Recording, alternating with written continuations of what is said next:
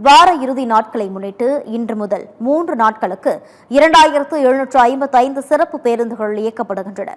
அரசு போக்குவரத்து கழகம் வெளியிட்டுள்ள அறிக்கையில், கிளாம்பாக்கத்தில் இருந்து திருவண்ணாமலை, திருச்சி, கும்பகோணம், மதுரை, திருநெல்வேலி, நாகர்கோவில், கன்னியாகுமரி, தூத்துக்குடி மற்றும் கோவை, சேலம், ஈரோடு, திருப்பூர் ஆகிய இடங்களுக்கு இன்று 890 பேருந்துகள் இயக்கப்படுவதாக அறிவிக்கப்பட்டுள்ளது.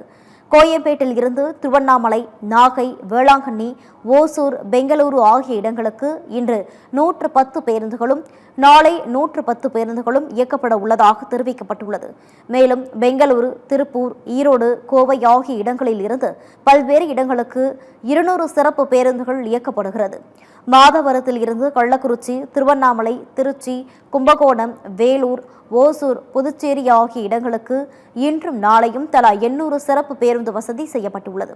மேலும் ஞாயிற்றுக்கிழமை பயணிகள் சொந்த ஊர்களில் இருந்து சென்னை மற்றும் பெங்களூரு திரும்புவதற்காக தேவைக்கேற்ப அனைத்து இடங்களில் இருந்தும் 465 சிறப்பு பேருந்துகள் இயக்க திட்டமிடப்பட்டுள்ளது.